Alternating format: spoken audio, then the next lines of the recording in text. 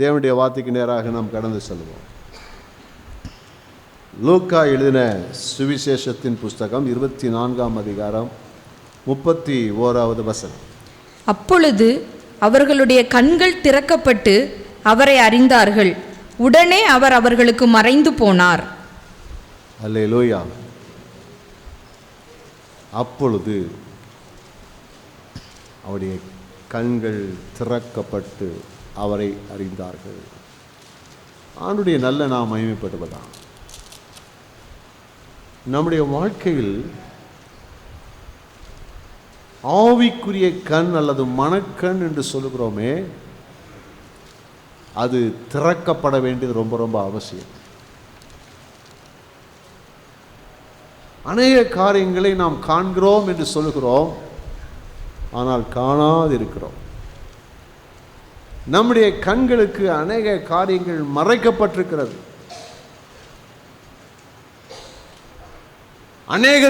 அநேக காரியங்களை நம்மால் காணக்கூடாதபடி நம்முடைய கண்கள் மறைக்கப்பட்டிருக்கிறது.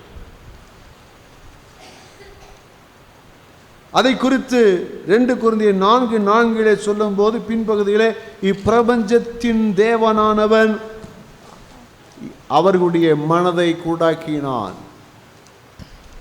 இந்த பிரபஞ்சத்தினுடைய தேவன் என்று சொல்லப்படுகிற சாத்தான்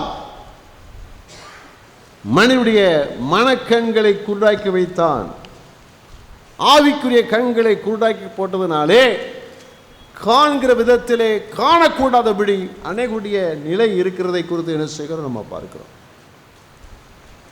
நம்முடைய வாழ்க்கையில் நாம் நம்முடைய ஆவிக்குரிய கண்கள் திறக்கப்பட வேண்டும். அது திறக்கப்படும் போதுதான் இயல்பான நிலைகளை அறிய முடியும். அடிக்கிறதுனால் அதனால் உண்டாகிற மேன்மைகளை அனுபவிக்க நம்மால் முடியும். கர்த்தருக்கு ஸ்தோத்திரம் உண்டாவதா. லூக்கா 24ஆம் அதிகாரத்தில் 13 முதல் 24 வசனங்களிலே ஒரு சம்பவத்தை நாம் பார்க்கிறோம். இயேசுவுடைய உயிர்த்தெழுதலோடு சம்பந்தப்பட்ட ஒரு அருமையான ஒரு சம்பவத்தை நாம் பார்க்கிறோம். அதை வாசிக்க கேட்கலாம். அன்றைய தினமே அவர்களில் 2 பேர் எருசலேமுக்கு 7 அல்லது 8 மைல் தூரமான எம்மாவு என்னும் கிராமத்துக்கு போனார்கள். போகையில் இந்த வர்த்தமானங்கள் யாவையும் குறித்து அவர்கள் ஒருவரோடொருவர் பேசிக்கொண்டார்கள். இப்படி அவர்கள் பேசி சம்பாசித்து கொண்டிருக்கையில் இயேசு தாமே சேர்ந்து அவர்களுடனே கூட நடந்து போனார். ஆனாலும் அவரை அறியாதபடிக்கு அவர்களுடைய கண்கள் மறைக்கப்பட்டிருந்தது. அப்பொழுது அவர் அவர்களை நோக்கி, நீங்கள் துக்கமுகம் உள்ளவர்களாய் வழி நடந்து ஒருவருக்கொருவர் சொல்லிக்கொள்ளுகிற காரியங்கள் என்னவென்று கேட்டார். அவர்களில் ஒருவனாகிய கிளேயப்பா என்பவன் பிரதியுத்தரமாக, இந்நாட்களில் எருசலேமிலே நடந்தவைகளை அறியாதபடிக்கு நீர் அந்நியராய் இருக்கிறீரோ என்றான். அவர் எவைகள் என்றார். அதற்கு அவர்கள், நசரேயனாகிய இயேசுவை குறித்தவைகளே. அவர் தேவனுக்கு முன்பாகவும் ஜனங்கள் எல்லாருக்கும் முன்பாகவும் செய்கையிலும் வாக்கிலும் வல்லமையுள்ள தீர்க்கதரிசியாயிருந்தார். நம்முடைய பிரதான ஆசாரியரும் அதிகாரிகளும் அவரை மரண ஆக்கினைக்குட்படுத்தி சிலுவையில் அறைந்தார்கள். அவரே இஸ்ரவேலை மீட்டு ரட்சிப்பவர் என்று நாங்கள் நம்பி இருந்தோம். இவைகள் சம்பவித்து இன்று 3 நாளாகிறது. ஆனாலும் எங்கள் கூட்டத்தை சேர்ந்த சில ஸ்திரீகள் அதிகாலமே கல்லறையினிடத்திற்கு போய் அவருடைய சரீரத்தை காணாமல் திரும்பி வந்து, அவர் உயிரோடு இருக்கிறார் என்று சொன்ன தேவதூதரை தரிசித்தோம் என்று சொல்லி எங்களை பிரமிக்க பண்ணினார்கள். அப்பொழுது எங்களில் சிலர் கல்லறையினிடத்திற்கு போய் ஸ்திரீகள் சொன்னபடியே கண்டார்கள், அவரையோ காணவில்லை என்றார்கள்.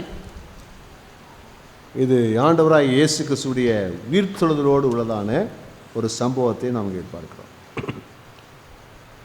இந்த சம்பவத்தில் நீங்கள் பார்த்தீங்கன்னு சொன்னால் 13வது வசனம் இவ்விதமாக சொல்லியிருக்கிறது, அன்றைய தினமே.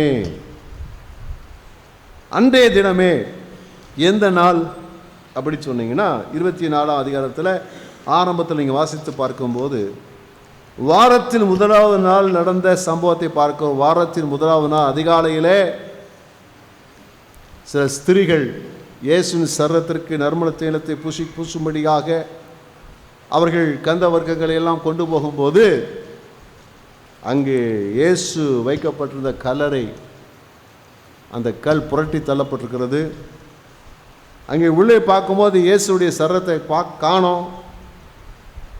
அப்போ ஒரு செய்தி சொல்லப்படுகிறது, அவர் இங்கே இல்லை, அவர் உயிரோடு கூட எழுந்தார். இதை போய் அங்கே இயேசுடைய சீஷரிடத்துல போய் அந்த பொண்ணு என்ன செய்கிறாங்க, அவங்க சொல்றாங்க. அங்கே போய் சொல்றதை குறித்து என்ன செய்கிறோம் நம்ம பார்க்கிறோம். அப்போ இயேசுவானவர் மரித்து 3வது நாளிலே இயேசுவானவர் உயிரோடு கூட எழுதிவிட்டார். அந்த நாளில் நடக்கிற சம்பவத்தை குறித்து என்ன செய்கிறோம் நம்ம பார்க்கிறோம். இயேசுவானவர் உயிர்த்தெழுந்தார் என்ற செய்தியை கேட்ட அந்த நாளில் தானே சீசர்கள் என்ன செய்கிறாங்க சொன்னா, அங்கே எருசலேமில் இருந்து அவர்கள் அங்கே எம்மாவு என்று சொல்லப்படுகிறதான ஊருக்கு செல்கிறார்கள். எம்மாவு என்றதான ஒரு ஊர். அவர்கள் எங்கே இருக்க வேண்டியவர்கள்? எருசலேமில் இருக்க வேண்டியவர்கள். இயேசு உயிரோடு எழுந்துட்டாரு. இயேசுவை சந்திக்கணும், அவரை பார்க்கணும், அவர்கிட்ட பேசணும், அந்த அற்புதமான காரியங்களை அவரிடத்தில் பேச வேண்டும். ஆனால் அவர்களோ அவங்க எருசலேமை விட்டு எம்மாவு என்று சொல்லப்படுகிற ஊருக்கு, கிராமத்திற்கு அவர்கள் புறப்பட்டு போனார்கள் சொல்லி என்ன செய்கிறோம் நம்ம பாருங்க. எதனாலே இப்படி அவர்கள் இயேசு உயிர்த்தெழுந்தார் என்று கேட்டும் அறிந்தும் ஏன் அந்த இடத்தை விட்டு போனார்கள் என்றால், இயேசு கிறிஸ்து உயிரோடு எழுந்தார், உயிரோடு கூட இருக்கிறார் என்பதை அறிந்து கொள்ளக்கூடாதபடிக்கு அவருடைய கண்கள் மறைக்கப்பட்டிருந்தது. அவருடைய கண்கள் மறைக்கப்பட்டிருந்தது. அதுதான் உண்மை சம்பவம். அவருடைய கண்கள் மறைக்கப்பட்டிருந்தது. ஆகையினாலே அவர்கள் இருக்க வேண்டிய இடத்தை விட்டு வேறு ஒரு இடம் நோக்கி போகிறார்கள். நம்முடைய வாழ்க்கையில் அந்த அறியாமை இருள் நம்மை தவறான இடத்திற்கு நம்மை வழிநடத்தி விடக்கூடும். நம்முடைய வாழ்க்கையிலே அறியாமை இருள் நம்மை தவறான இடத்திற்கு வழிநடத்தி விடக்கூடும். அதுக்கு நல்ல உதாரணம் யாருன்னு சொல்லி சொன்னா, இந்த 2 சீசர்கள் தான். அந்த 2 சீசர்கள் தான் என்று என்ன செய்கிறோம் நம்ம பார்க்கிறோம். எம்மாவு என்று சொல்லப்பட்டால் அந்த ஊருக்கு, அந்த எம்மாவு என்ற வார்த்தைக்கு என்ன பொருள் என்று சொல்லி பார்ப்போமானால், மித வெப்ப நீரூற்று, வெதுவெதுப்பான நீரூற்றுன்னு சொல்லி அர்த்தம். வெறுவெதுப்பான நீரூற்று. இயேசுநாதர் உயிரோடு கூட எழுந்தார் என்ற செய்தியை கேட்டு ஆவியிலே களி கூர்ந்து மகிழ வேண்டிய அவர்கள் அறியாமையினாலே, அவருடைய கண்கள் குழாயிருந்தபடினாலே, ஆவிக்குரிய கண்கள் குழாயிருந்தபடினாலே அவர்கள் அனலும் குளிரும் இல்லாத வெதுவெதுப்பான இடத்திற்கு போகக்கூடிய நிலை அவருடைய வாழ்க்கையில உண்டாயிற்று சொல்லி நம்ம பார்க்கிறோம்.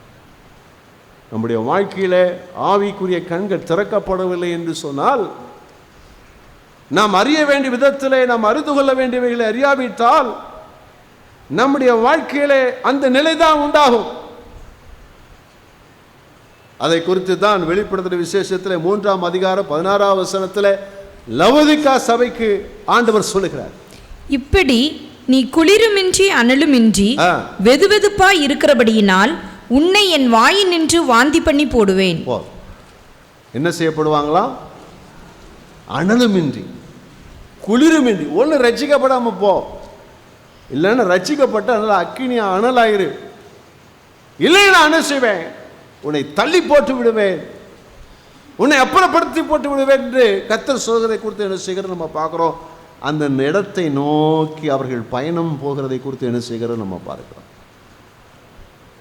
இந்த அறியாமை இருள், அந்த அறியாமை இருள், இந்த அறியாமை இருள் என்ன செய்யும் என்றால், இவ்விதமாக அங்கே வெதுவெதுப்பான நிலைக்குள்ளே கொண்டு போய், பாரம்பரிய கிறிஸ்தவத்துக்குள்ளே கொண்டு போய், பேரளவான ஒரு கிறிஸ்தவ வாழ்க்கையில கொண்டு போய், சடங்காச்சாரம் உள்ள கிறிஸ்தவ வாழ்க்கையில கொண்டு போய் தேவனை விட்டு முற்றிலுமாய் பிரித்து அழித்துவிடக்கூடிய ஒரு ஆபத்துக்குள்ளே கொண்டு போய் விட்டுவிடும்.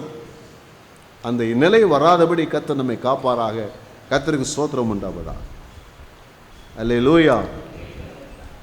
அடுத்து பார்த்தீங்கன்னா, அந்த எம்மாவுக்கு போகும்போது தேவ கிருபையை பாருங்க. தேவன் எவ்வளவு கிருபையுள்ளவராக இருக்கிறார் என்று சொல்லி என்ன செய்கிறோம் நம்ம பார்க்கிறோம். இதே 24ஆம் அதிகாரத்திலே 14 முதல் 16 வசனங்கள். போகையில் இந்த வர்த்தமானங்கள் யாவையும் குறித்து அவர்கள் ஒருவரோடொருவர் பேசிக்கொண்டார்கள். இப்படி அவர்கள் பேசி சம்பாஷித்துக் கொண்டிருக்கையில் இயேசுதாமே சேர்ந்து அவர்களுடனே கூட நடந்து போனார். ஆனாலும் அவரை அறியாதபடிக்கு அவர்களுடைய கண்கள் மறைக்கப்பட்டிருந்தது.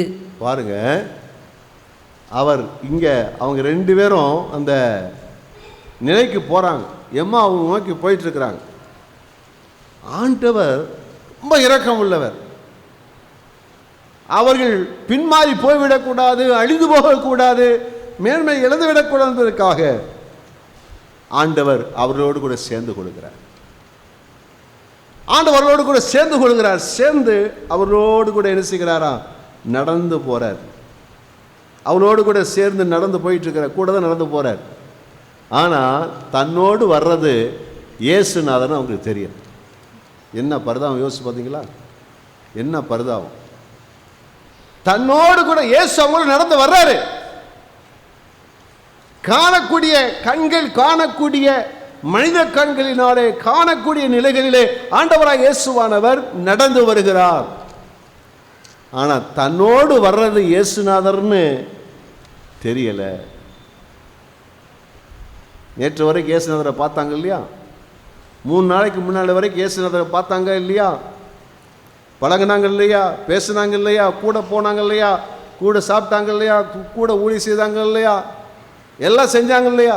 ஆனால் அதே இயேசுவானவர் அதே நிலையில் வரும்போது அவரை இன்னார் என்று அடையாளம் காணக்கூடாத நிலையில் அவருடைய கண்கள் என்ன செய்யப்பட்டிருக்கிறது, அங்கே கூடாக்கி இருக்கிறது. கர்த்தருக்கு ஸ்தோத்திரம் உண்டாகுதா? ஏன் அவருடைய கண்கள் கூடாகி இருந்தது? ஏன் இயேசுவை அறிய முடியலை? உயிர்த்தெழுந்து தன்னோடு கூட நடந்து வருகிற அந்த இயேசுவை அவர்களாலே ஏன் அறிந்து கொள்ள முடியலை? பின்னாடி பார்த்தீங்கன்னா அவர்கிட்ட பேசுறாரு. அவர் பேசுகிற சத்தத்தை என்ன செய்ய முடியல. எப்போ அந்த குரல் தெரியாதா? ஹலோ அப்படின்னா என்ன சொல்லுங்க, பேசுகிறோமா இல்லையா? வீட்டுக்காரர் பேசுகிறாரு, ஹலோ சொல்லுங்க. எல்லாத்தையும் நல்லா பேசுவாங்க. புருஷன் மட்டும் சொல்லுங்க அப்படிமாங்க. ஏன்னா தெரியுது, குரல் தெரியுது. அல்லேலூயா. நான் நிறைய பேரை பார்த்துட்டேன். பெண்கள் அப்படித்தான், எல்லாத்தையும் நல்லா பேசுவாங்க. ஹஸ்பண்ட் சொல்லுங்க. ஏன்னா குரல் தெரிகிறது. அல்லேலூயா, அல்லேலூயா. கர்த்தருக்கு ஸ்தோத்திரம். கொஞ்சம் குரலை மாற்றுங்க. சகோதரனாக சரி, சகோதரியான்னு சரி, உங்கள் வாழ்க்கை துணையிட்ட பேசும்போது கொஞ்சம் குரலை மாற்றுங்க. அல்லேலூயா. கர்த்தருக்கு ஸ்தோத்திரம் உண்டாகுதா? அடையாளம் தெரிகிறது, குரல் தெரிகிறது. பழகின குரல் நமக்கு நல்லா தெரியுது. எதில் பேச குரலை மாற்றி பேசுனா கூட என்ன செய்யும் நமக்கு தெரியும். இவர் அப்படித்தான் பேசுவார், இந்த அம்மா அப்படித்தான் பேசுவோம், நமக்கு நல்லா தெரியும். அல்லேலூயா.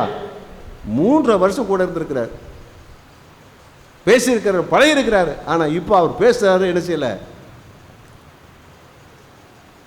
என்ன பரிதாபம் யோசிச்சு பார்த்தீங்களா? பக்கத்தில் சொல்லுங்க, ரொம்ப மோசங்க, ரொம்ப மோசம். இந்த இடத்துக்கு நம்ம வந்துடக்கூடாது.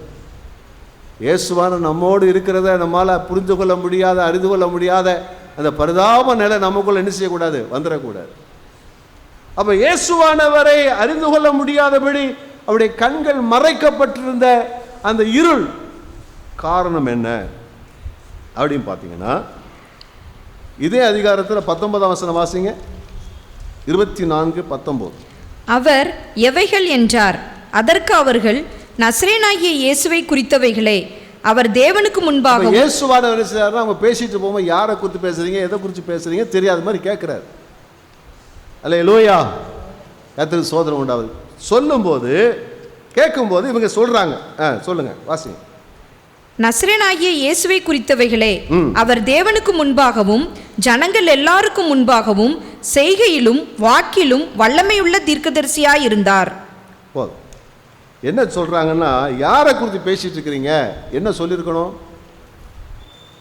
யாரை குறித்து பேசியிருக்கணும் சொல்லியிருக்கணும். நீங்களா தான் என்ன சொல்லுவீங்க சொல்லுங்க பார்ப்போம். யாரை குறித்து பேசிட்டு போகிறீங்க கேட்குறாங்க. இதே தான் பேசிகிட்டு இருக்கிறா போகிறாங்க. எத்தனை இயேசு கிறிஸ்து குறித்து தான் பேசிட்டு போகிறாங்க, உயிர்த்தெழுதலை குறித்து தான் பேசிட்டு போகிறாங்க. கேட்கும்போது என்ன சொல்லியிருப்பாங்க? நீங்களாக இருந்தால் என்ன சொல்லியிருப்பீங்க? சொல்லுங்களேன், என்ன சொல்லியிருப்பீங்க? இந்த சாப்டர் எங்களுக்கு வேணான்னு சொல்கிறீங்களோ? என்ன சொல்லியிருப்பீங்க? சரி சொல்லுவீங்க, ஏசப்பாவை பற்றின்னு சொல்லுவீங்க, சில ஆண்டவராக இயேசுவை பற்றின்னு சொல்லுவீங்க. அல்லேலூயா. இந்த படுபாவி பயல் எப்படி பேசுகிறாங்க பாருங்கள். நசரனாகிய இயேசுவை குறித்தவைகளே. ஒரு சாதாரண மனுஷனாக இயேசுவை சொல்கிறான். அப்போ இயேசுவை குறித்ததான அவனுக்கு அறிவு எப்படி இருந்திருக்குன்னு சொன்னால், இதுவரைக்கும் 3.5 வருஷம் இயேசுநாதரை குறித்து இயேசுவோடு பழகி, இயேசுவோட உறங்கி, இயேசுவோட சாப்பிட்டு ஊழியம் செஞ்சு இயேசு ஒரு சாதாரணமான ஒரு மனுஷன் நினச்சிருக்கிறான். நசரனாகிய இயேசுவை, நசரனாகிய இயேசு மதுரக்காரராகிய டேஸ், திருநெல்வேலிக்காரனாகிய டேஸ்ன்னு சொல்றது போலவே நசரனாகிய இயேசு சொல்றார். அடுத்து என்ன சொல்றாங்கன்னா பாருங்க, அதில் சொல்லும் போது அவரை தீர்க்கதரிசி அப்படி அறிஞ்சிருக்கிறாங்க. தேவனுக்கு முன்பதாக, ஜனங்களுக்கு முன்பதாக செய்கையிலும் வாக்கிலும் வல்லமையிலும் தீர்க்கதரிசி. அவரை யார இன்னும் அவனுக்கு தெரியல, தேவகுமாரன் என்பதை அறிந்திருக்கவில்லை. தேவகுமாரன், கர்த்தராகிய இயேசு கிறிஸ்து தேவகுமாரன் என்பதை அறிந்திருக்கவில்லை. ஒரு தீர்க்கதரிசி என்ற நிலையில தான் எத்தனையோ தீர்க்கதரிசி வந்தாங்க. ஏசாயா வந்தாரு, எரேமியா வந்தாரு, எசேக்கியேல் வந்தாரு, ஆமோஸ் வந்தாரு, யோனா வந்தாரு. அதே போல இவர் என்ன செஞ்ச ஒரு தீர்க்கதரிசி. ஒரு சாதாரண ஒரு மனுஷனுடைய பட்டியலில் இயேசுநாதர் நினைச்சிட்டாங்க. செய்கிற ஒரு வல்லமையில தீர்க்கதரிசி, அவர் சொன்னது அப்படி நடக்கும் அப்படின்ற நினைவு என்ன செய்தது, அவர்களுக்குள்ள அறிவு என்ன செய்தது இருந்தது. என்ன பரிதாபம்னு சொல்லி யோசித்து பாருங்க. அது மாத்திரமல்ல, அவரை குறித்ததான எதிர்பார்ப்பு அவர்களுக்குள்ள. ஏன் இயேசுநாதரை பின்பற்றினாங்க? ஏன் இயேசுநாதரை பின்பற்றினாங்கன்னு சொன்னா, அவங்க எதிர்பார்ப்பு எப்படி இருந்துச்சுன்னா 21ஆம் வசனத்திலே பார்க்கிறோம். அவரே இஸ்ரவேலை மீட்டு ரட்சிப்பவர் என்று நாங்கள் நம்பியிருந்தோம். என்ன யோசிச்சாங்களாம்? என்ன நம்பியிருந்தாங்களாம்? ரோமர் அரசாங்கத்திலிருந்து இஸ்ரவேல் தேசத்தை மீட்டு எங்க கையில கொடுப்பாரு நம்பினோம். இயேசு சொன்னார், என்னுடைய ராஜ்யம் உலகத்துக்குரியதல்ல அப்படி சொன்னார். அவன் நோக்கெல்லாம் பரலோகத்துக்கு போகணுங்கிறது அல்ல, நித்திய ஜீவனை பெற்றுக்கொள்ளணும் சொல்றது அல்ல. எதுக்காக? அரசியல் ரீதியாக இயேசுநாதரை ஒரு அரசியல் தலைவராக அல்ல அரசியல் புரட்சியாளராக தான் அவன் பார்த்துருக்கிறான். எப்படியாக அவர் என்ன செய்வார்னா, இஸ்ரவேலை ரோம அரசாங்கத்தினுடைய அடிமைத்திறந்து மீட்டு காப்பாற்றுவதான நிலையிலே தான் இயேசுவை அறிந்து வச்சிருக்கிறார். இதுதான் அவங்க மனதில் இருந்தது குறித்து என்ன செய்கிற நம்ம பாருங்க.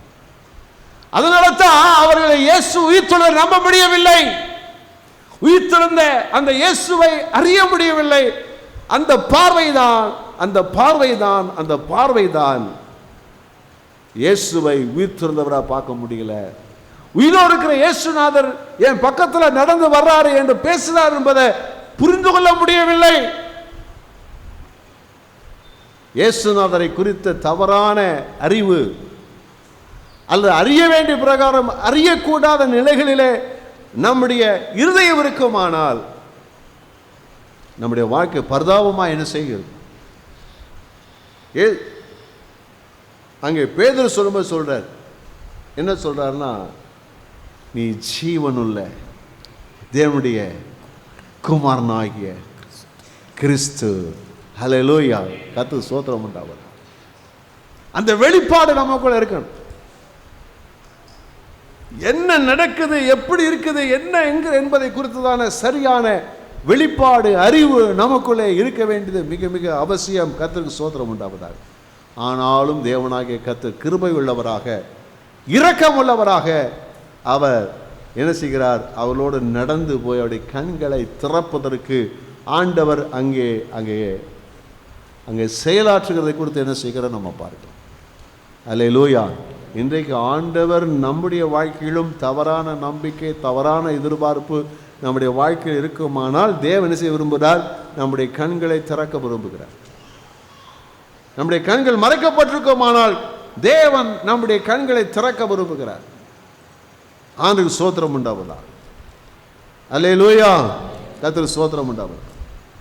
அப்போ இயேசுவானவர் உயிர்த்தெழுந்தவராக இன்றைக்கு உங்களுக்கும் எனக்கும் இருக்கக்கூடிய வெளிப்பாடு என்னவென்று சொன்னால், இயேசுவானவர் உயிர்த்தெழுந்தவராக இன்றும் என்னோடு கூட இருக்கிறார் என்றதான அந்த வெளிப்பாடு நமக்குள் என்ன செய்து கொள்ள வேண்டும்? இருக்க வேண்டும். அல்லேலூயா. அல்லேலூயா. இயேசுவானவர் உயிர்த்தெழுந்து பரத்துக்கு போக முன்பதாக நீங்கள் புறப்பட்டு போய் சகல ஜாதியில் சீஷராக்குங்கள் அப்படின்னு சொல்லி ஒரு கட்டளை கொடுக்குறார். கட்டளை கொடுத்துட்டு கடைசி என்ன சொல்றாருன்னு பார்த்தீங்கன்னா, இதோ உலகத்தின் முடிவு வருந்தும் சகல நாட்களிலும் முடிங்க பார்ப்போம் சொன்னாரா இல்லையா? உங்களோட இருக்கிறேன்னு சொன்னாரா இல்லையா? அல்லேலூயா. அல்லேலூயா. இருக்கிறாரா? இருக்கிறாரா?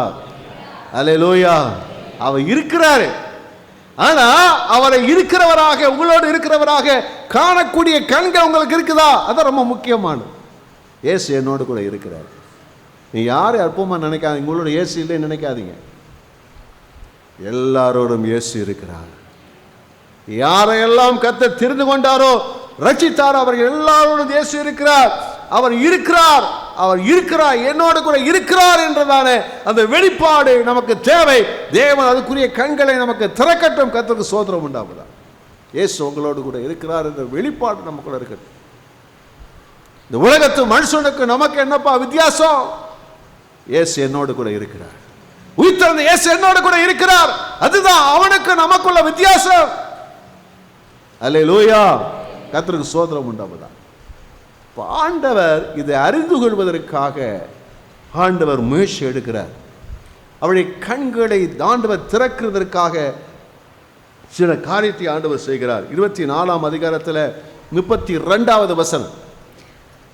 அப்பொழுது அவர்கள் ஒருவரை ஒருவர் நோக்கி, வழியிலே அவர் நம்முடனே பேசி வேத வாக்கியங்களை நமக்கு விளங்க காட்டின பொழுது நம்முடைய இருதயம் நமக்குள்ளே கொழுந்துவிட்டு எரியவில்லையா என்று சொல்லிக்கொண்டு, என்ன நடக்குன்னு சொன்னா, இயேசுவானவர் வேத வசனங்களை எடுக்கிறார். பழைய ஏற்பாட்டில் சொல்லப்பட்ட வாக்குத்தத்தங்கள், தீர்க்கதரிசிகள் சொன்ன தீர்க்க தரிசனங்கள், மேசியாவை குறித்து, கர்த்தராகிய இயேசு கிறிஸ்துவை குறித்து சொல்லப்பட்டிருக்கிறதான எல்லா தீர்க்க தரிசனங்களையும் எடுத்து, எல்லா வாக்கு தத்தங்களையும் எடுத்து, ஆதிகாகமத்தில் உள்ளதான அந்த ஸ்திரீயின் வித்து அதை எடுத்து, ஏசாயா சொன்ன அந்த இயேசுவானவருடைய பாடுகளை குறித்து சுட்டி காண்பித்து, அவர் எங்கே பிறப்பார், எப்படி இருப்பார் என்பதையெல்லாம் எடுத்து எடுத்து எடுத்து எடுத்து சொல்லும்போது சொல்ல சொல்ல சொல்ல என்னச்சுன்னா, உள்ளத்தில் என்ன செய்ததான் ஒரு அக்கினி அப்படியே கொழுந்து விட்டு எரிஞ்சிச்சான். அல்லேலூயா. அல்லேலூயா. கர்த்தர் நம்முடைய கண்களை திறக்கிறதற்காக எதை பயன்படுத்துகிறார் சொன்னால், தேவன் தம்முடைய வசனத்தை நமக்கு என்ன செய்கிறார்? அவர் அவர் நம்ம மத்தியில் அவர் வசனத்தை கொடுக்கிறார். அந்த வசனம் நம்முடைய இருதயத்தை என்ன செய்யும்? கொழுந்து விட்டு எரிய செய்யும். அல்லேலூயா. கர்த்தருக்கு ஸ்தோத்திரம் உண்டா. கொழுந்து விட்டு எரிய செய்யும், கொழுந்து விட்டு எரிய செய்யும். ஆகையினால தான் நம்முடைய வாழ்க்கையில் தேவனுடைய வசனத்தை கேட்டுக்கிட்டே இருக்கணும், கேட்டுக்கிட்டே இருக்கணும். கேட்க கேட்க கேட்க கேட்க நம்முடைய இருதயம் கொழுந்து விட்டு எரியும். அவிசுவாசம் நீங்கும், சோர்வு நீங்கும், களைப்பு நீங்கும், பின்மாற்றம் மாறும். ஒரு அக்கினி நமக்குள்ளே கொழுந்து விட்டு எரியக்கூடியதாக இருக்கும். ஆண்டவருடைய நாமத்துக்கு ஸ்தோத்திரம் உண்டாவதா. கொழுந்து விட்டு எரியுது. ஆனாலும் என்னல்ல, இன்னும் கண்கள் திறக்கப்படலை. கர்த்தருக்காக வாழணும், கர்த்தருக்காக செயல்படணும், பரிசுத்தமாக வாழணும், கர்த்தரை பிரியப்படுத்தணும், வேத வசனப்படி நடக்கணும். கொழுந்து விட்டு எரியுது.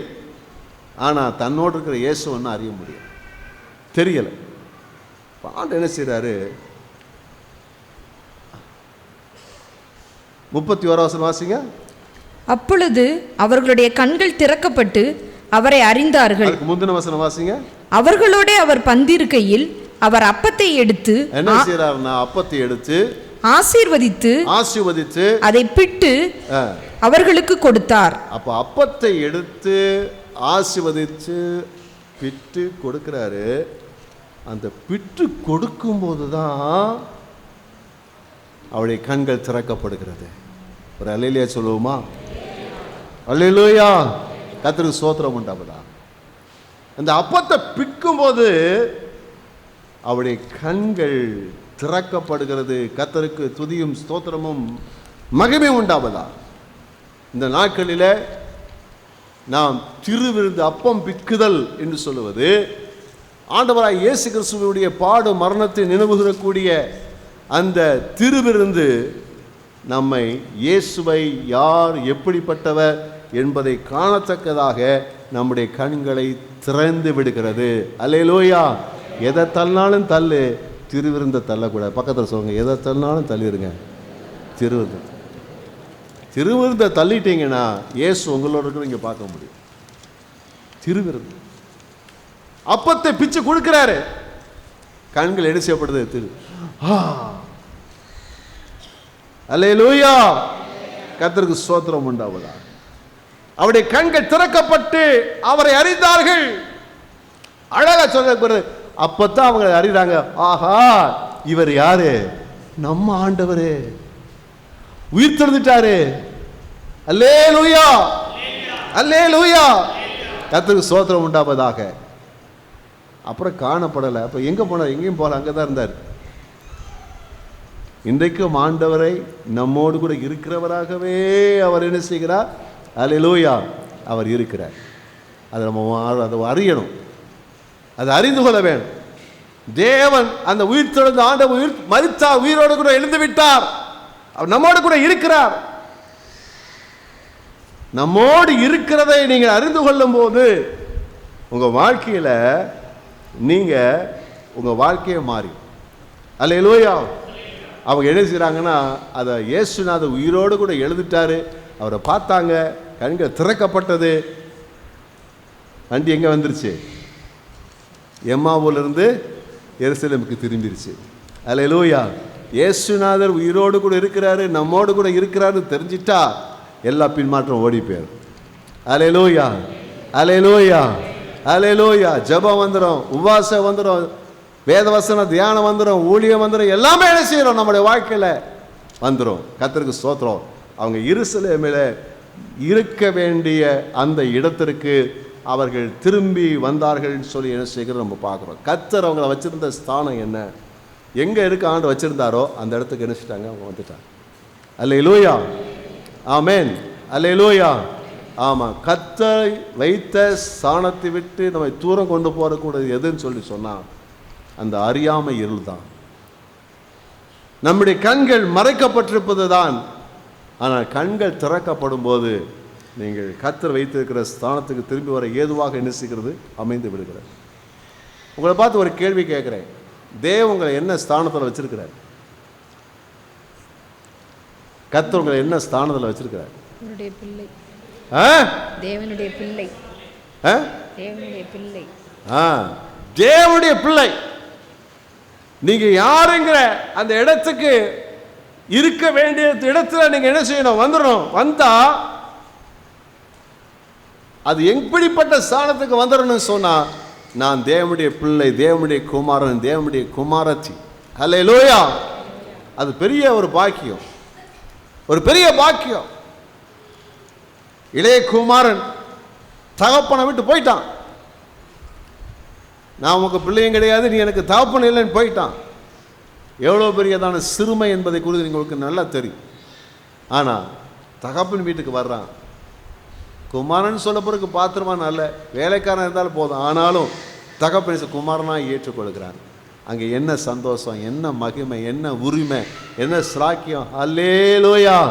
கர்த்தருடைய பிள்ளைகளாக இருப்பது நமக்கு கொடுக்கப்பட்ட ஒரு பெரிய ஒரு பாக்கியம். அல்லேலூயா. பக்கத்தில் சொல்லுங்க, தேவனுடைய பிள்ளைன்னு சொல்கிறது என்ன பெரிய ஒரு பாக்கியம். அல்லேலூயா. கோடி கோடியாக கொட்டி கொடுத்தாலும் இந்த பாக்கியம் கிடைக்கவே கிடைக்காது. ஆமென். அப்படிப்பட்ட பாக்கியத்தை தேவன் நமக்கு தந்திருக்கிறார். அடுத்தபடியாக நமக்கு இன்னொரு ஒரு ஸ்தானத்தை கர்த்தர் கொடுத்திருக்கிறார். என்ன ஸ்தானம்? இயேசு கிறிஸ்துடைய சீஷர்கள், அவரை பின்பற்றக்கூடியவர்கள். நம்ம ஸ்தானத்துக்கு வந்துடணும், நம்முடைய ஸ்தானத்துக்கு வந்துடணும். நம்ம யாரு? இயேசு கிறிஸ்துடைய சீஷர்கள், அவரை பின்பற்றக்கூடியவர்கள், அவருடைய அடிச்சுவடை பின்பற்றக்கூடியவர்கள், அவர்கள் நடந்தபடி தானும் நடக்கக்கூடியவர்கள். அடுத்து நமக்கு ஒரு ஸ்தானம் வச்சிருக்கிறார் ஆண்டவர். ராஜரீக ஆசாரிய கூட்டம்,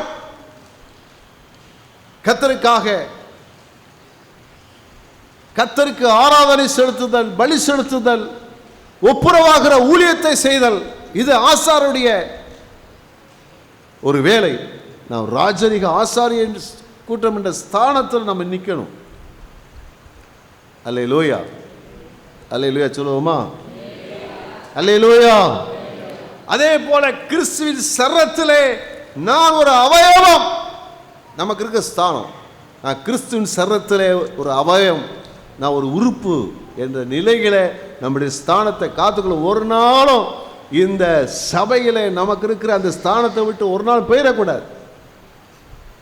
எம்மாவு போனா என்ன செய்யும்? எல்லாம் போயிடும். பக்கத்தில் சொல்லுங்க, எம்மாவு போனா எல்லாமே போயிடும்.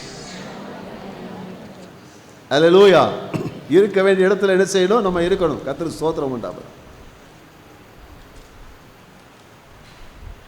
கிறிஸ்துவின் சரத்திலே நாம் ஒரு அங்கமாக, அவயவமாக என்ன செய்கிறோம்? நாம் இருக்கிறோம். அந்த ஸ்தானத்தை நம்ம என்ன செய்யணும்? நம்ம காத்துக்கணும்.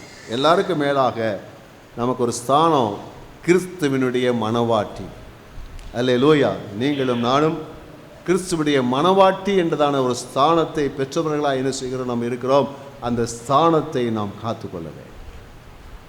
தேவனுடைய குமாரன், குமாரத்தி, சீஷன், ராஜரீக ஆசாரிய கூட்டம், கிறிஸ்துவுடைய சரத்தின் அவயவம், கிறிஸ்துவுடைய மனவாட்டி. இந்த ஸ்தானத்தை நம்ம காத்துக்கொள்ள வேண்டும். அல்லேலூயா, அல்லேலூயா, அல்லேலூயா. உங்களை பார்த்து ஒரு கேள்வி கேட்குறேன். நீங்கள் எங்கே இருக்கிறீங்க? எம்மாவூரில் இருக்கிறீங்களா? எருசலேம் வந்துட்டீங்களா? எம்மாவூ தானா? எருசலேம். நம்ம ஸ்தானத்துக்கு வந்துடணும். பக்கத்தில் சொல்லுங்க, நம்ம ஸ்தானத்துக்கு. ஒரு நாள் நம்ம ஸ்தானத்தை விட்டுறக்கூடாது. அல்லேலூயா, அல்லேலூயா. கர்த்தருக்கு ஸ்தோத்திரம். இயேசுநாதர் உயிரோடு கூட இருக்கிறார், என்னோடு கூட இருக்கிறார் என்று விசுவாசிக்கிறவர்கள் இந்த ஸ்தானத்தை ஒரு நாள் விட்டு கொடுக்கவே மாட்டாங்க. அதை தங்கள் வாழ்க்கையில் என்ன செய்வார்கள்? அனுபவிக்கிறவா இருப்பார்கள். அவங்க எருசலேமுக்கு திரும்பினாங்க. இரண்டாவது என்ன செய்தாங்க பாருங்க. அப்போஸ்தலர் 1:13-14 அவர்கள் அங்கே வந்தபோது மேல் வீட்டில் ஏறினார்கள். அதில் பேதுருவும் யாக்கோபும் யோவானும் அந்திரேயாவும் பிலிப்பும் தோமாவும் பர்த்தலோமேயும் மத்தேயும் அல்பேயின் குமாரனாகிய யாக்கோபும் செலோத்தே என்னப்பட்ட சீமோனும் யாக்கோபின் சகோதரனாகிய யூதாவும் தங்கியிருந்தார்கள். அங்கே இவர்கள் எல்லாரும் ஸ்திரீகளோடும் இயேசுவின் தாயாகிய மரியாளோடும் அவருடைய சகோதரரோடும் கூட ஒருமனப்பட்டு ஜெபத்திலும் வேண்டுதலிலும் தரித்திருந்தார்கள். எல்லாம் கிட்டத்தட்ட 120 பேர், 12 அப்போஸ்தலர், 70 சீஷர்கள் மற்றும் அவரோடு கூட சேர்ந்த மற்ற பெண்கள் எல்லாம் சேர்ந்து என்ன செய்கிறாங்கன்னா, அவர்கள் ஒரு மனமாய் இந்த கூட்டத்தில் இவங்களை சேர்ந்துட்டாங்க. சேர்ந்து ஒரு மனமாய் வேண்டுதலிலும் ஜெபத்திலும் தரித்திருந்தார்கள். அல்லேலூயா. கர்த்தராகிய இயேசு கிறிஸ்துவை உங்களோடு கூட இருக்கிறவராய் கண்டீர்கள் என்று சொன்னால் நீங்கள் எப்படிப்பட்டவர்களாக இருப்பீங்கன்னு சொன்னால், நீங்கள் ஒருமனப்பட்டவர்களாக சபையோடு இணைந்து வேண்டுதலிலும் ஜெபத்திலும் தரித்திருக்கிறவர்களாக நீங்கள் இருப்பீர்கள். அல்லேலூயா. கர்த்தருக்கு ஸ்தோத்திரம் உண்டாவதாக. ஜெபத்தை குறித்து நிறைய காரியம் சொல்கிறாங்க. அதில் என்னன்னு சொன்னால், சிம்பிளாக ஆனால் பவர்ஃபுல்லான ஒரு வேர்டு இருக்குது. என்னென்னா, ஜெபமே ஜீவன். அல்லேலூயா. பக்கத்தில் சொல்லுங்கள், ஜெபமே ஜீவன், ஜெபமே ஜீவன். அப்போ என்ன அர்த்தம்? ஜெபமே ஜீவன் என்ன அர்த்தம்? ஜெபந்தாங்க உயிர், ஜெபந்தான் உயிர். ஜெபம் இல்லைன்னா என்ன இல்லை? உயிரே இல்லைன்னு அர்த்தம். நம்முடைய வாழ்க்கையில், ஆவிக்குரிய வாழ்க்கையில் உயிரே கிடையாது. ஜெபம் அப்போ ஒருமனப்பட்டு சபையிலே ஒன்று சேர்ந்து ஜெபிக்கிற இந்த ஜெபத்திலே நாம் இணைந்து ஜெபிக்கிறவராக வேண்டும். ஜெபத்திலும் வேடலும் தரித்திருக்க வேண்டும். அப்படி உண்டாகும் போது தேவனுடைய அற்புதமான கிரியைகளை மகிமைகளை நான் பெற்றுக்கொள்ள முடியும். கர்த்தருக்கு ஸ்தோத்திரம் உண்டாவதாக. ஜெபம் பண்ணாங்க. 2ஆம் அதிகாரம் 1 முதல் 4 வசனங்களை வாசித்து பார்த்தீங்கன்னா, உன்னதத்திலிருந்து வருகிற அந்த பலத்தினாலே அவர்கள் தரிப்பிக்கப்பட்டார்கள். பரிசுத்த ஆவி இறங்கி வந்தார். பரிசுத்த ஆவியானவர் இறங்கி வருகிறார். அந்த வல்லமை அவரை நிரப்பினது. பரிசுத்த ஆவியால் நிரப்பப்பட்டவர்களாக அவர்கள் வேறு ஒரு அனுபவத்துக்குள்ளே அவர்கள் கடந்து போனார்கள் என்று பார்க்கிறோம். அதைத்தான் உன்னதத்திலிருந்து வரும் வரை நான் தரிப்பிக்கப்பட்ட வரைக்கும். அப்போ உன்னதத்திலிருந்து அப்போ தேவனுடைய வல்லமை அவர்கள் பெற்றுக்கொண்டார்கள். எருசலேமுக்குள்ள வந்துட்டா நமக்கு என்ன இருக்குது? அங்கே பரிசுத்த ஆவியின் வல்லமை நம்மை நிரப்புகிறது. எருசலேமில் வரும்போது பரிசுத்த ஆவியானவரால் உண்டாகிற அந்த விசேஷ கிருபைகளை, ஈவுகளை, வல்லமைகளை அனுபவிக்கிற வாக்கியத்தை நம்முடைய வாழ்க்கையில கிடைக்கிறது. அல்லேலூயா. அப்போ எருசலேமுக்குள்ள வரும்போது, சபைக்குள்ள வரும்போது, கர்த்தர் வைத்திருக்கிற ஸ்தானத்துக்குள்ள வரும்போது என்ன நடக்குதுன்னு சொன்னால், இப்போ எலக்ட்ரிக் கார் நிறையா வருது. அந்த எலக்ட்ரிக் கார் வரும்போது என்ன சொல்கிறாங்கன்னா, பெட்ரோல் பல்ப் மாதிரி அங்கே என்ன சார்ஜிங் பாயிண்ட் வச்சுருக்காங்க. அங்கே வர வேண்டியது, சார்ஜ் ஏற்றிக்கிற வேண்டியது, பயணம் பண்ண வேண்டியது. இதே போல் சபை பரிசுத்த ஆவியினாலே சார்ஜ் பண்ணுற ஒரு இடம். ஒரு அல்லேலூயா சொல்லுவோமா? சபைக்கு வந்து என்ன செய்யும்? நல்லா பரிசுத்த ஆவியினால் நிரம்பி நல்லா சார்ஜ் பண்ணிட்டு அந்த வாரம் முழுவதும் ஜெய வாழ்க்கை வாழலாம். அல்லேலூயா, அல்லேலூயா, அல்லேலூயா. இல்லைன்னா வண்டி ஓடாது. வண்டி என்ன செய்யாது? ஓடாது. சார்ஜ் பண்ணால் வண்டி என்ன செய்யாது? ஓடாது. ஆக அவர்கள் அதை செய்தால் சொல்லி பார்க்கிறோம். 43 வசனம் வாசிங்க. எல்லாருக்கும் பயம் உண்டாயிற்று. அப்போஸ்தலர்களாலே அநேக அற்புதங்களும் அடையாளங்களும் செய்யப்பட்டது. அல்லேலூயா. என்ன நடந்து சொன்னா, அவர்கள் ஆண்டவருக்கு சாட்சிகளை மாறினார்கள். அநேக அற்புதங்கள், அநேக அடையாளங்கள் என்ன செய்யப்பட்டது? நடைபெற்றது. அவர்கள் மூலமாக நடைபெற்றுன்னு சொல்லி நம்ம பார்க்கிறோம். அப்போ எருசலேமுக்கு திரும்பி வரும்போது என்ன நடக்குதுன்னு சொல்லி சொன்னால், ஆண்டவர்களுக்கு சாட்சியாக இருக்கக்கூடிய பாக்கியம் கிடைக்குது. கர்த்தர்களை பயன்படுத்துகிறார். நம்ம புறப்பட்டு போய் சுவிசேஷத்தை அறிவித்தா ஆண்டவர் அற்புதங்கள் மூலமாக, அடையாளம் மூலமாக, பலத்த செய்கள் மூலமாக வசனத்தை உறுதிப்படுத்தி கர்த்தருக்கு சாட்சியாக இருக்கக்கூடிய நிலைகளிலே கர்த்தர் நம்மை மாற்ற வல்லவராக இருக்கிறார். ஹல்லேலூயா. கர்த்தருக்கு ஸ்தோத்திரம் உண்டாவதாக. இதெல்லாம் எதனால் கிடைக்குதுன்னு சொல்லி சொன்னால், நம்முடைய கண்கள் திறக்கப்பட்டு இயேசுவானவர் நம்மோடு கூட இருக்கிறார் என்பதை உணர்ந்து கொள்ளும் போது நாம் பழைய நிலைக்கு திரும்பி வந்திருக்கிறோம். அப்பொழுது நம்முடைய வாழ்க்கையில் இந்த மாற்றங்கள் எல்லாம் உண்டாகி நாம் ஆசீர்வதிக்கப்படுகிறோம். அல்லேலூயா. ஒரு நாளும் அவிசுவாசம் நம்ம உள்ளத்தில் வரக்கூடாது, சோறு வரக்கூடாது. இயேசு என்னோடு கூட இருக்கிறார். ஆண்டவர் நீங்கள் என்னோடு கூட இருக்கிறதுக்காக ஸ்தோத்திரம். நீங்கள் என்னோடு கூட இருக்கிறதுக்காக ஸ்தோத்திரம். என்னோட நடந்து வர்றதுக்காக ஸ்தோத்திரம். என்னோட அமர்ந்திருக்கிறதுக்காக ஸ்தோத்திரம். என்னோட டிரைவிங்கில் கூட வர்றதுக்காக ஸ்தோத்திரம். வேலையில் கூட வர்றதுக்காக ஸ்தோத்திரம். இந்த பிரச்சனையில் கூட வர்றதுக்காக ஸ்தோத்திரம்னு சொல்லி கர்த்தரை அங்கீகாரம் பண்ணும்போது நம்முடைய வாழ்க்கை ஜெயமுள்ள ஒரு வாழ்க்கையாக இருக்கும். அல்லேலூயா. ஏசு எங்கெங்க இருக்காரு? ஏசு எங்கே இருக்காரு? என்னோடு இருக்கிறார். அல்லேலூயா, அல்லேலூயா, அல்லேலூயா. அந்த கண்கள் திறக்கப்பட்டதுக்காக கர்த்தருக்கு ஸ்தோத்திரம். இது நீங்கள் அறிஞ்சிட்டீங்கன்னா உங்களை போல ஆசீர்வதிக்கப்பட்டவங்க ஒருத்தருமே கிடையாது. உங்களோடு கூட இருக்கிற ஆண்டவராக இயேசுவை நீங்கள் அறிவீர்களானால் இதை காட்டிலும் மேன்மானம் கிடையவே கிடையாது. கர்த்தருக்கு ஸ்தோத்திரம் உண்டாவதா.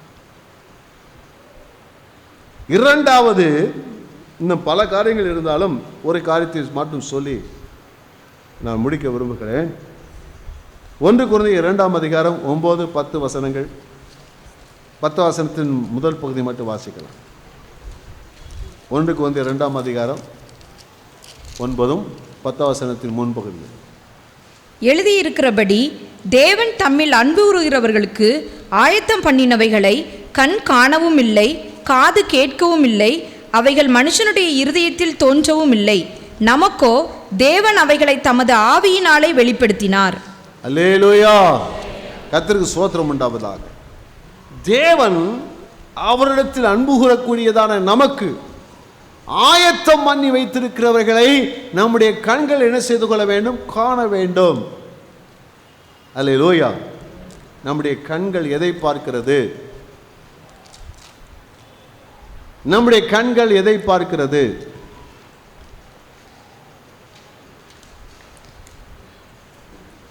நீங்க கொலோசியர்ல வாசித்து பார்த்தீங்கன்னா 3ஆம் அதிகாரம் 1 முதல் 4 வசனங்கள். நீங்கள் கிறிஸ்துவுடன் கூட எழுந்ததுண்டானால் கிறிஸ்து தேவனுடைய வலது பாரசத்தில் வீற்றிருக்கும் இடத்திலுள்ள மேலானவைகளை தேடுங்கள், பூமியில் உள்ளவைகளை அல்ல, மேலானவைகளையே நாடுங்கள். ஏனென்றால் நீங்கள் மறுத்தீர்கள், உங்கள் ஜீவன் கிறிஸ்துவுடனே தேவனுக்குள் மறைந்திருக்கிறது. அப்போ இங்கே சொல்லி பூமிக்குரியவைகளை அல்ல. நம்முடைய கண்கள் பொதுவாக எதைத்தான் பார்க்கிறது? பூமிக்குரியவைகளைத்தான் பார்க்கிறது. பூமிக்குரியவைகளை, உலகத்துக்குரியவைகளை என்ன செய்கிறது? பார்க்கிறது. எதை பார்க்கிறோம்? வாலிபருடைய இருதயத்தில் எல்லாம் என்ன இருக்குது? அந்த குறிப்பிட்ட அந்த பைக் வாங்கிடணும்ப்பா. அந்த பைக்கில் அப்படியே போகும்போது ஊரே நம்ம திரும்பி பார்க்கணும் இருக்குல்ல. ஆமேன்னு சொல்லுவோமா? அல்லேலூயா. ஆமாம். வாலிப பிள்ளைகள் அவங்க நம்ம போட்டிருக்கிற ட்ரெஸ்ஸு பார்த்துட்டு எல்லாம் சூப்பராக இருக்குன்னு சொல்லணும்ல. அல்லேலூயா. அந்த வீடு அப்படி கட்டணும்ல, அப்படி சம்பாதிக்கணும்ல, அந்த நகையை வாங்கணும்ல. அப்படி போட்டு அப்படி போடும்போது எங்கே வாங்கினீங்க எல்லாம் பார்க்கணுமே இருக்குல்ல. அல்லேலூயா. ஆமாம். அது 500 ரூபாய்க்கு தான் இருக்கும் மொத்தமே. இந்த சரமே சிலருக்கு 500 ரூபா தான் இருக்கும். இது வரைக்கும் போட்டிருப்பாங்க 500 ரூபா தான் இருக்கும் வாடகைக்கு. அப்போ ஊரே பார்த்து என்ன செய்யணும்? நம்மளை பார்த்து ஆஹா பெரிய பணக்காரங்கப்பா, அப்பா அள்ளி போட்டு வந்திருக்காங்க. அப்போ நம்ம மைண்ட் அப்படி தான் இருக்குது. சிலர் சேர்க்குறோம் நிறையா இல்லையா? நாக்கையா சேர்க்கு என்ன வாங்குது? எவ்வளோ வச்சுருக்க? 30 பவுனா? ஐயா நான் 1 பவுன், நான் 100 பவுன் வச்சுருக்கேன். அப்படியா? நான் 100 பவுன் வந்ததுக்கப்புறம் இன்னொரு ஆள் பார்த்துட்டு நீ எவ்வளோ வச்சுருக்க? 100 பவுனு. 100 பவுன் தானா? நான் 5 கிலோ வச்சுருக்கேன். 5 கிலோ.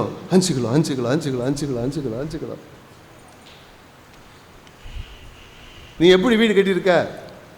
நான் ஒரு 2 சென்ட் வீடு கட்டியிருக்கேன்ப்பா. நீ எப்படி கட்டியிருக்க? நான் 25 சென்ட் வீடு கட்டியிருக்கேன்.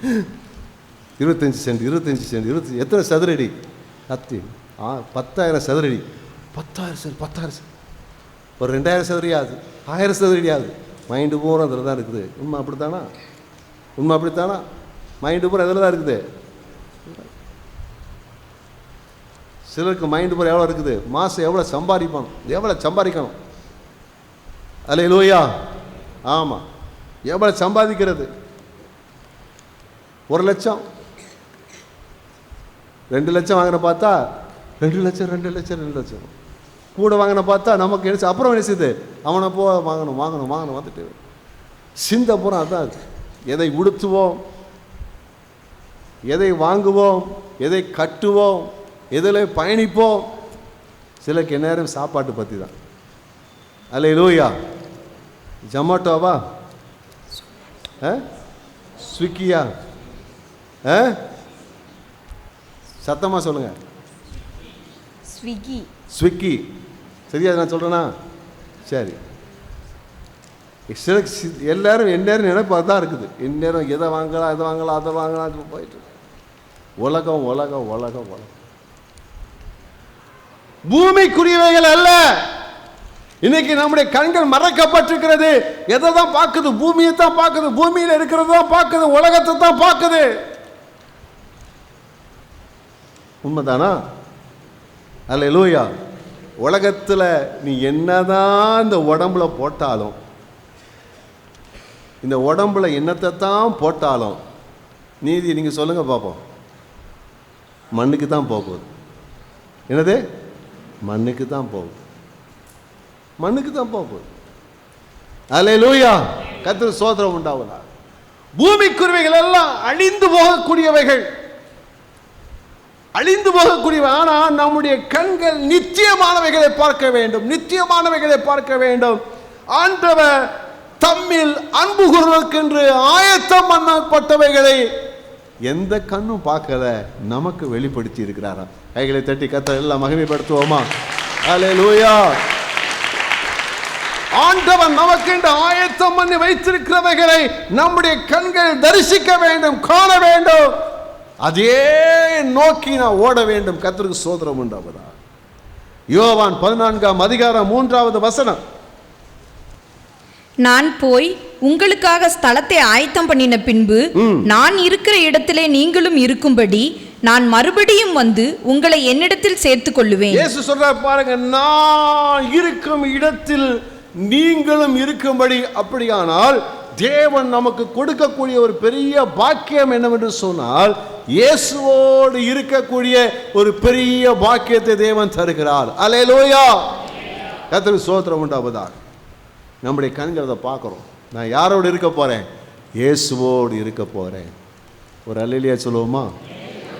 அல்லேலூயா, கர்த்தருக்கு ஸ்தோத்திரம் உண்டாவதாக.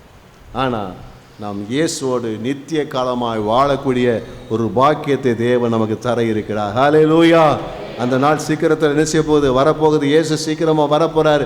அவரோடு இருக்கும்படி இயேசுவோடு இருக்கிறத கற்பனை பண்ணி நம்மளால் பார்க்க முடியுமா? ஆனால் உண்மை இயேசுவோடு இருக்கிற நாள் வருகிறது.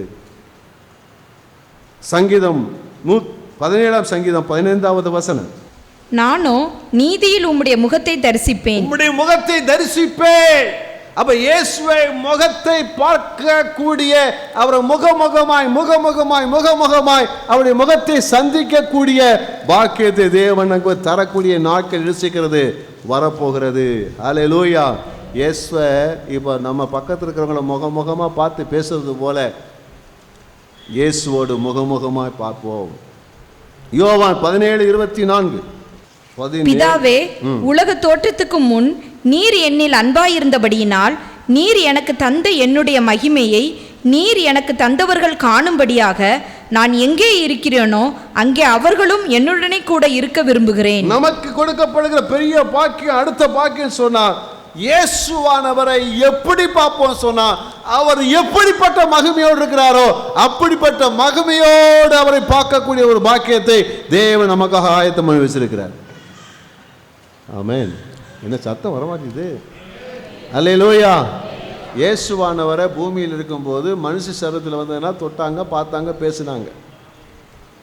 சாதாரண மனுஷனை போல பார்த்தாங்க. ஆனால் அவர் சர்வ வல்லமுள்ள தேவனாக, எங்கு வியாபித்திருக்கக்கூடியவராக, அந்த மகிமை பொருந்தியவராக இருக்கிறவரை சூரியனை இப்போ நம்மளால் பார்க்க முடியாது.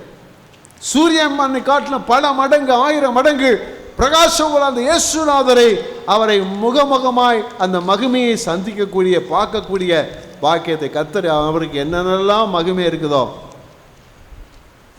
ஒரு அல்லேலூயா சொல்லுவோமா? அதெல்லாம் பார்க்கறது. சாலமோனுடைய மகிமையை பார்க்கறதற்கு ஒரு ராஜகுமாரி வந்தார். எல்லாம் போய் ஒவ்வொன்றா காமிக்கிறான். அந்த அம்மா பிரமிப்படுகிறாங்க. நான் காதுனால் கேட்டது கொஞ்சம், ஆனால் பார்த்தது அதிகம் சொல்லு. நம்ம பல்லவத்துக்கு போனால் இயேசுநாதரை பார்க்கும்போது, ஐயோ அந்த இப்படி இல்லாமா, நான் ஆராதிக்கிற தேவன் இப்படி இல்லாமா, இப்படிப்பட்ட தேவனா, அப்படிப்பட்ட தேவனான்னு சொல்லி பிரமிப்படையத்தக்கதாக தேவனுடைய மகிமை அவ்வளவு பெரிதாக என்ன செய்ய போகிறது, இருக்க போகிறது.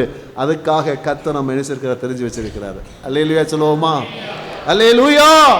கர்த்தருக்கு ஸ்தோத்திரம் உண்டாவதாக. ரோமர் 8ஆம் அதிகாரம் 17-18வது வசனம். நாம் பிள்ளைகளானால் சுதந்திரரும் ஆமே, தேவனுடைய சுதந்திரரும் கிறிஸ்துவுக்கு உடன் சுதந்திரரும் ஆமே. கிறிஸ்துவுடனே கூட நாம் மகிமைப்படும்படிக்கு அவருடனே கூட பாடுபட்டால் அப்படியாகும். ஆதலால் இக்காலத்து பாடுகள் இனி நம்மிடத்தில் வெளிப்படும் மகிமைக்கு ஒப்பிடத்தக்கவைகள் அல்லவென்று எண்ணுகிறேன். அல்லேலூயா. இயேசுவுடைய மகிமை பார்ப்பது மாத்திரமல்ல, தேவன் நமக்கு தரப்போகிற ஒரு பெரிய மகிமை என்ன செய்கிறது இருக்கிறது. ஒரு பெரிய மகிமை, அதை சொல்லி முடியாது.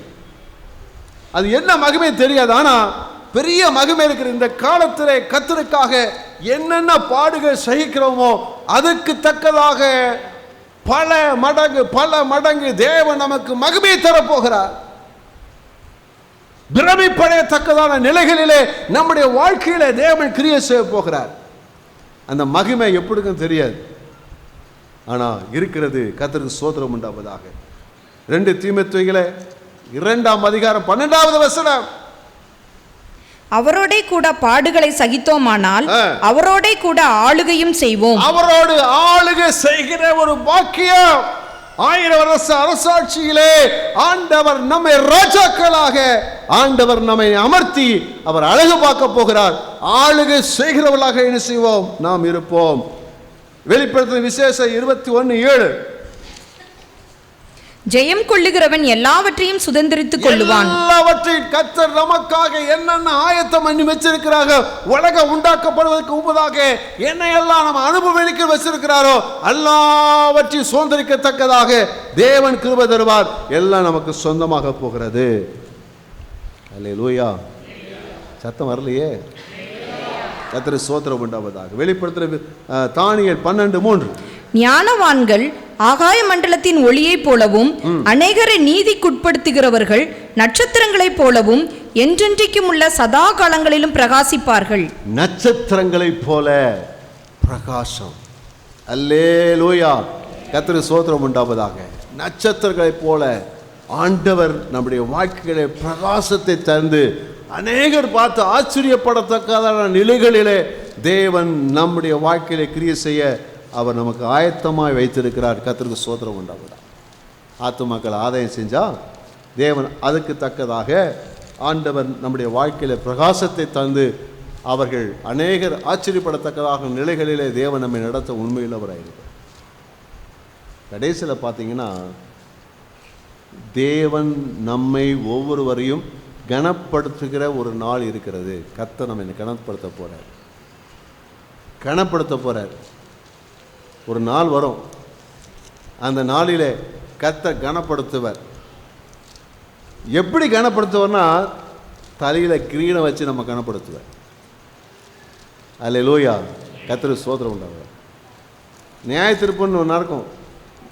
நியாய தீர்ப்புன்னு ஒன்று இருக்கும்.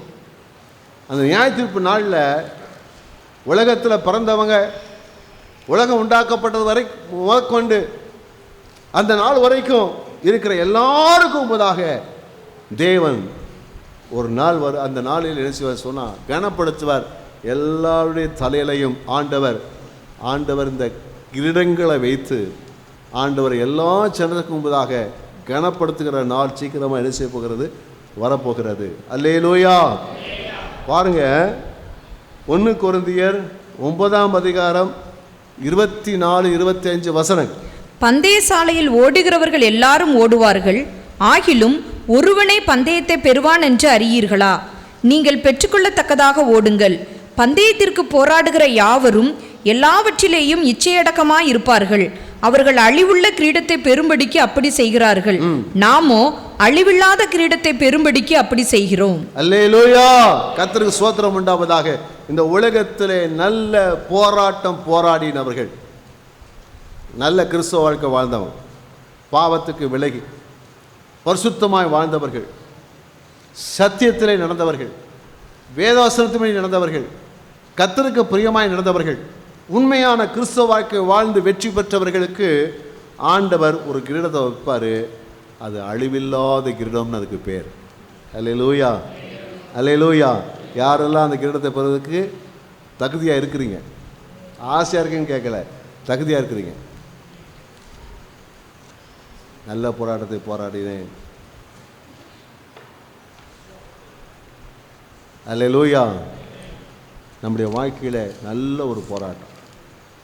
பாவத்தை ஜெயித்து பரிசுத்தமாய் வாழுதல், நீதியாய் வாழுதல், ஆவின் கனிகளால் நிரப்பப்பட்ட ஒரு வாழ்க்கையை வாழுதல், வேத வசனப்படி நடக்கும்போது நமக்கு ஆண்டு செய்கிறார்னா வெற்றி பெற்றவர்களுக்கு கொடுக்கக்கூடிய அழிவில்லாத கிரீடத்தை நம் தலையில் வைத்து ஆண்டவர் கனப்படுத்துகிறார். அல்லேலூயா.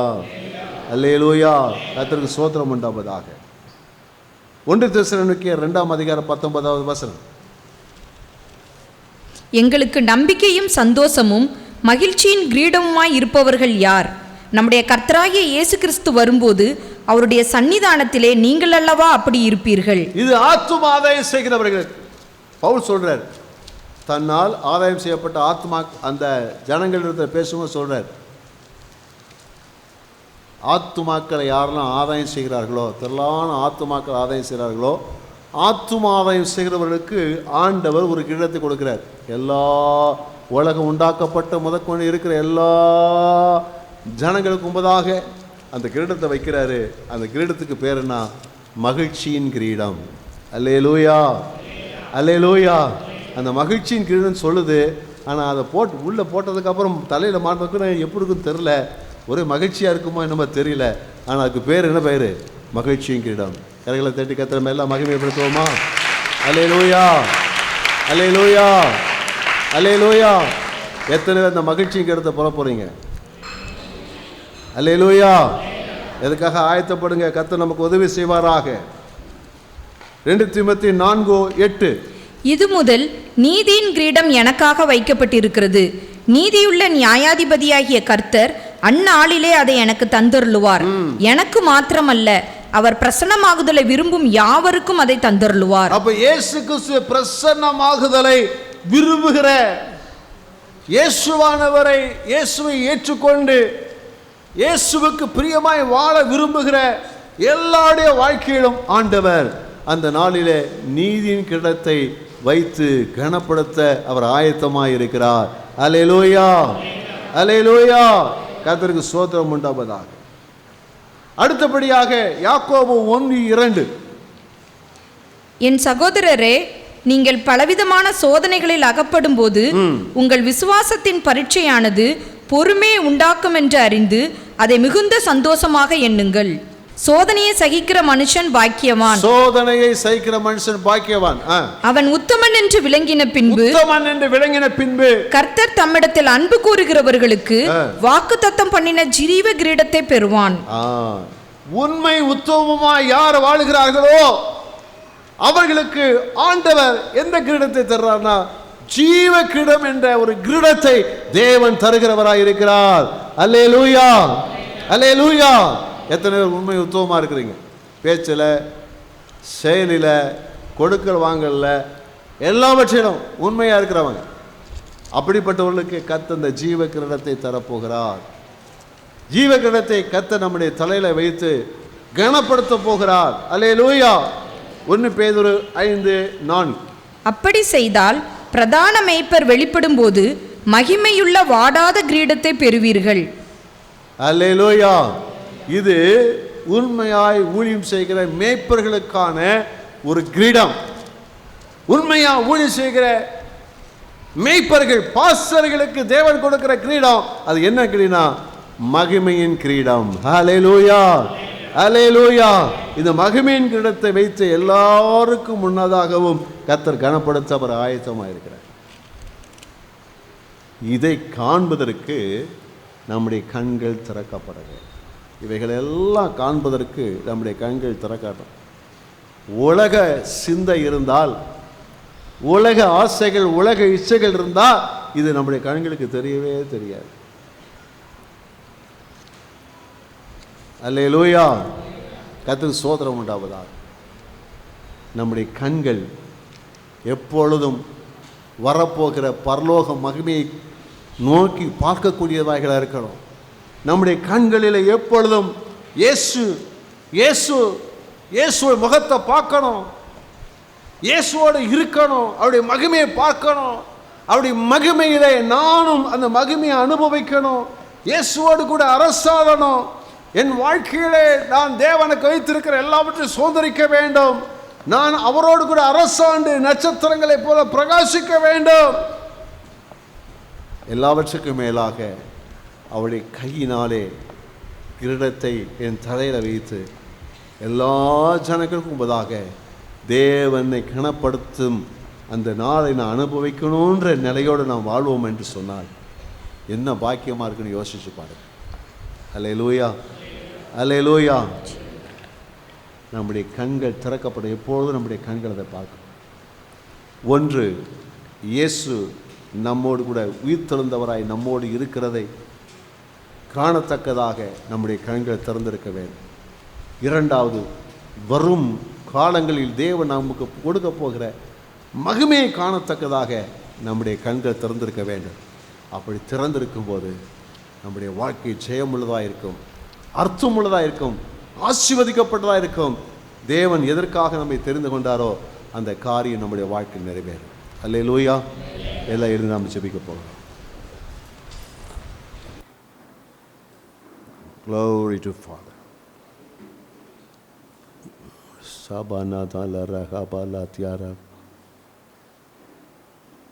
இயேசு எங்கே இருக்கிறார்? என்னோடு கூட இருக்கிறார். அந்த வெளிப்பாடு தான் தேவன் நம்ம கொடுத்துருக்கிற ஆவிக்குரிய மேன்மைகளை அனுபவிக்க நம்மால் முடியும். அந்த ஸ்தானத்தை நம்ம காத்துக்கொள்ள முடியும். அந்த இயேசு என்னோடு கூட இருக்கிறார் என்ற அந்த நம்பிக்கை விசுவாசம் இல்லைன்னா உள்ள சோர்ந்து போகும், பின்மாற்றம் உண்டாகும், அது ஆசீர்வாதத்தை தடை செய்துவிடும். ஆகிய அந்த நாட்களில் இயேசு என்னோடு கூட இருக்கிறார்.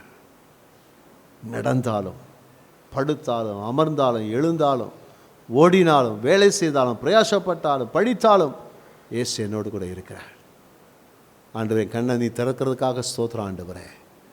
என் கண்கள் நீங்கள் திறந்திருக்கிறதுக்காக ஸ்தோத்திரம் ஆண்டவரே. கர்த்தரை எல்லாம் ஸ்தோத்திரம் பண்ணுவோம், கர்த்தரை எல்லாம் ஸ்தோத்திரம் பண்ணுவோம், கர்த்தரை எல்லாம் ஸ்தோத்திரம் பண்ணுவோம். ஹல்லேலூயா. கர்த்தாவே, நீங்கள் எங்களோடு கூட இருக்கிறீங்க. கர்த்தாவே, என்னோடு கூட இருக்கிறீங்க, என்னோடு கூட இருக்கிறீங்க, நீங்கள் என்னோடு கூட இருக்கிறீங்க. உயிர்த்தெழுந்தவர் என்னோடு கூட இருக்கிறீங்க. ஹல்லேலூயா, ஹல்லேலூயா. எனக்காக யாவையும் செய்ய, என்னை நடத்த, என்னை போதிக்க, ஹல்லேலூயா, என்னை கட்ட, ஹல்லேலூயா, என்னை கொண்டு செயலாற்ற என்னோடு கூட இருக்கிறீங்க. உமக்கு நன்றி, நன்றி, நன்றி, நன்றி, நன்றி, நன்றி, நன்றி, நன்றி. நம்முடைய கண்கள் தேவன் நமக்கு ஆயத்தம் பண்ணப்பட்டிருக்கிறவர்களை காணும்படியாக நம்முடைய கண்கள் திறந்தே இருக்க வேண்டும். கண்கள் திறந்தே இருக்கணும். அதை மட்டும் நம்ம கண்கள் மறைக்கப்பட்டால் பூமி தான் தெரியும், உலகம்தான் தெரியும், உலகத்தில் உள்ளதான் தெரியும். அப்பொழுது நம்முடைய வாழ்க்கையில் உலகமும் உலகத்துக்கு உரியவைகளும் வந்து நம்மை பாதாளத்துக்கு கொண்டு போய்விடும். அந்த மகிமையை நாம் பெற்றுக்கொள்ள மாட்டோம், வரப்போகிற மகிமையை பெற்றுக்கொள்ள மாட்டோம். ஆகையினாலே எப்பொழுதும் நம்முடைய கண்களுக்கு முன்பதாக பரலோக மகிமையை, இனி வரும் காலங்களிலே தேவன் நமக்கு கொடுக்க போகிற மகிமையை எண்ணி, அதை நினைத்து, அதை பார்த்து நாம் சீராய் ஓடுவோம். கர்த்தர் நம்முடைய வாழ்க்கையில் ஆண்டவர் செய்ய போகிற மகிமையான காரியங்களுக்காக கர்த்தருக்கு ஸ்தோத்திரம். கர்த்தர் நமக்காக மகிமையில் வைத்திருக்கிற சகல ஆசீர்வாதங்களுக்காக எல்லா கர்த்தரை நல்ல ஸ்தோத்திரம் பண்ணி மகிமைப்படுத்துவோம். ஹல்லேலூயா. நான் பூமிக்குரியவன் அல்ல, நான் பூமிக்குரியவள் அல்ல, பரலோகத்துக்குரியவள். பரலோகத்தில் இயேசுவோடு கூட இருக்க, இயேசுவின் முகத்தை முகமுகமாய் தரிசிக்க, இயேசுடைய மகிமையை காண, ஆண்டவருடைய அரசால, ஹல்லேலூயா, சகலத்தையும் சுதந்தரிக்க, தேவனால் கடப்படுத்தப்பட நான் தெரிந்து கொள்ளப்பட்டவளாய் எங்களை வைத்திருக்கிறபடியினாலே நன்றி ராஜா, நன்றி ராஜா, நன்றி ராஜா, நன்றி ராஜா, நன்றி ராஜா. இந்த பூமியில் கர்த்தர் எங்களோடு இருக்கிறார் என்ற அந்த விசுவாச நடையிலும் மகிமைகளை தேவன் தரப்போகிற அந்த மகிமையான காரியங்களை எதிர்பார்த்தும் ஓட எல்லாரும் கிருபைதாங்க. இன்றைக்கி வந்த யாவரையும் ஆசீர்வதிங்க. சுகவீனமாக இருக்கிறவர்களை கர்த்தர் தொட்டு சுகப்படுத்துங்க, ஆரோக்கியப்படுத்துங்க. பலவீனமாக இருக்கிறவர்களை பலவீனங்கள் நீக்கி பலப்படுத்துங்க. குடும்பத்தில் சமாதானத்தை கட்டளிடுங்க. உங்களுடைய பிள்ளைகளை ஆசீர்வதிக்கிறேன் இயேசுவின் நாமத்தின் நல்ல பிதாவே, ஆமென்.